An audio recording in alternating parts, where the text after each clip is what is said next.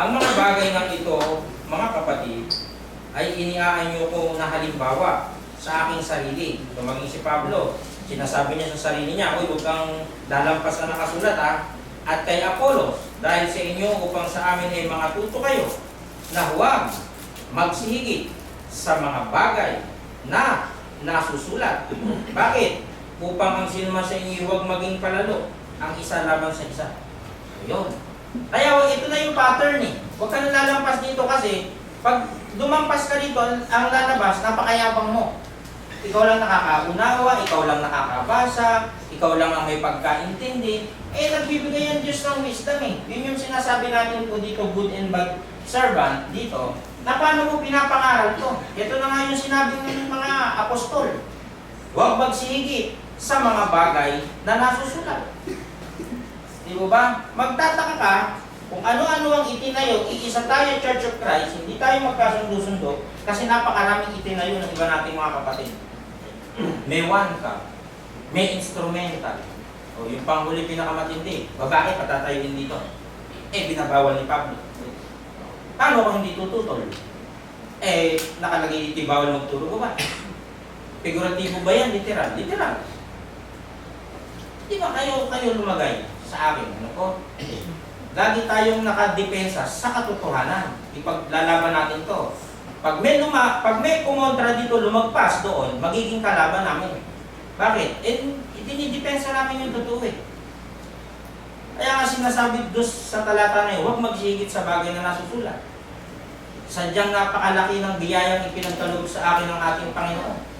Pati na ang pag-ibig at pananampalataya na napas sa atin dahil kay Kristo Jesus. Ayan o, yung naka-highlights, napakalaki ng biyayang ipinagkaloob. Sa pamamagitan ng pag-share ng salita ng Diyos na direktang nakasulat, marami tayong matatawag na kaluluwa. Marami tayong ipapasok doon.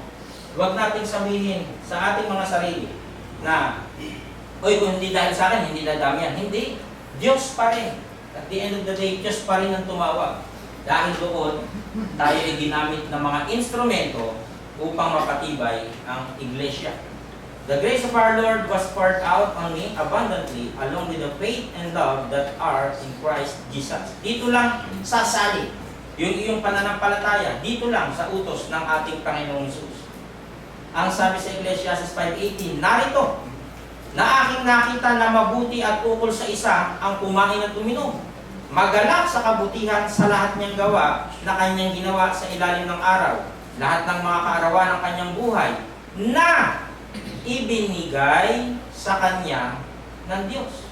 Sapagkat ito'y kanyang bahagi." Diba? Dumating ka sa mundong ito, napakadami mong pagpapala. Ba matuwa ka? Ayun o. Bigay pala ng Diyos yun. Kaya binigay sa iyo yun, gagamitin ka ng Diyos. Hindi para sarilinin mo, gagamitin ka. Ano po?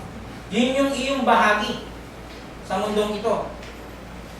"Here is what I have seen, it is good and fitting for one to eat and drink, and to enjoy the good of all his labor in which he toils under the sun all the days of his life, which God gives him, for it is his heritage." Bawat tao rin naman. Ayan ha. Everyone of us.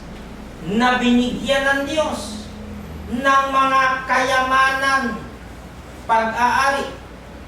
Bawat tao. At binigyan ng kapangyarihan na kumain niyaon at kumuha ng kanyang bahagi at magalak sa kanyang gawa. Ito'y kaloob ng Diyos. Sino ngayon ang pwedeng magyabang?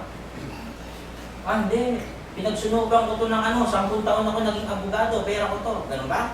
Yung lakas ang galing sa Diyos.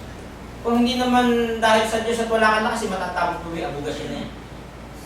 Yun ang sinasabi natin. May iba't ibang kaloob. Bawat araw, bawat tao, binigyan ng Diyos ng mga kayamanan at mga pag-aari. Napakaganda ng talata. At binigyan ng kapangyarihan, yung karapatan mong kumain ng pinagpagalan mo.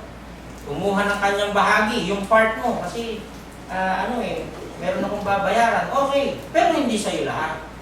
Magbibigay ka rin sa Diyos. Ayan, lalo na sa mga ambaga na yan. Huwag niyong kakalimutan. Ano po? Huwag. Magalak sa kanyang gawa, ito'y kaloob ng Diyos. however, when God gives someone wealth and possessions and the ability to enjoy them, to accept their lot and be happy in their toil, this is a gift of God. So yun yung pagiging katiwala. Kita nyo, dami-dami pala sa ating ipinagkatiog ng Diyos. Ang daming ipinagkatiwala. Buhay, paano mo ginagamit ang buhay? Yan, pamilya, paano mo ginagamit ang pamilya? Yung mga anak mo, natuturuan ba? Yung pera, na trabaho, ayan. Yun yung pagiging servant. Dito naman tayo ngayon sa pagbabalik. Diba? Nung bumalik yung master, eto na ako. Panginoon, yung 5,000 binigay mo, tumubo uli ng 5,000. Good servant, well done. Panginoon, yung 2 binigay mo, tumubo ng 2,000. Good servant, join with me. Parang well done. Panginoon, binaon ko. Bad servant. Ayun. Return of the master. Ito na ngayon. Dadating ang ating Panginoong Hesus ngayon. Anong tinutukoy dyan? Wala namang iba po sa pagdating niya, kundi yung Judgment Day. Diba ba? Nakahanda ba? Diba ba? Ito yung tinutukoy na pagbabalik. Ayan, naghuhukom siya sa bawat tao. Yung Revelation 20, Great White Throne. Ayan. Lahat ng nagpabaya sa ipinagkatiwala. Ayan, parang ito sample. Kasi tinago ko Di ba? Tinamad siya. Lahat ng nagpabaya sa ipinagkatiwala ng Diyos ay sisingilin. Lahat ng hindi kumilala sa Diyos ay parurusahan sa kanyang pagbabalik. Ayan na maghihiganti sa hindi nagsikilala sa Diyos. Tumutukoy pala itong dalawang to. Ito yung believer. Diba? Tignan mo, nanganganak yung unbeliever. Unbeliever. Yung mga nanganganak. Ayan na maghihiganti sa hindi nagsisikilala sa Diyos. Kasi ang sabi dito, masamang alipin itapon sa labas. Doon na nga ang pagngangalit ng ipin. Para tinapon na sa labas, naggalit agad ng ipin. Di ba? May ibig sabihin yun Sa hindi nagsikilala sa Diyos at sa kanila na hindi nagsitalima sa Ebanghelyo ng ating Panginoong Yesus. Sinabi niya sa kanila, humayo kayo sa buong sanglibutan. Ipangaral ang Ebanghelyo sa lahat ng kinapal. Yung obligasyon natin sa Word of God. Sino mang sumampalataya at mabautismohan ay maliligtas. Ang sino mang hindi. Ayan sumampalataya, hatulan. Ano ba? Pagbalik ng ating Panginoong Yesus. Ayan, walang nakalagay yan Sinabi diyan na walang oras, walang date, kahit yung mga anghel, kahit siya, hindi. Sino nakakaalam? Ang Ama lamang. Kaya kung may magsabi sa inyo, beta nyo ng mga kapatid yung dadating na mamayang alauna, hindi totoo yun. Walang nakakaalam may ganun yun. Baka hindi pa kumakain yan, pakainin nyo muna. Kasi walang nakakaalam. Sinisigurado ng Bible, kahit si Kibuloy, hindi niya alam yan. Walang nakakaalam. Sigurado yan. Tanging ang Diyos lamang ang hahatol pagdating niya. Yung return of the master na yan, ibig sabihin yan, judgment yan. Nakahanda ba tayo dyan? Yung binabanggit sa 1 Peter, yung apoy. Ayan, pangatlo, yung rewards.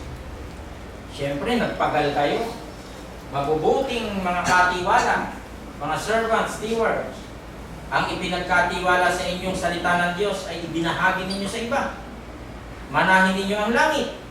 Ayan, halimbawa lang po ito mga pictures lang para tayo makarelate. Yan yung reward na ipinapakita. Welcome to paradise. Yung kabila naman, syempre, pinapakita ang heaven and hell. Ayan ang sabi dito.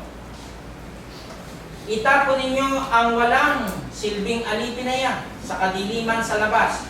Doon ay iiyak siya at magngangalit ang kanyang ngipin.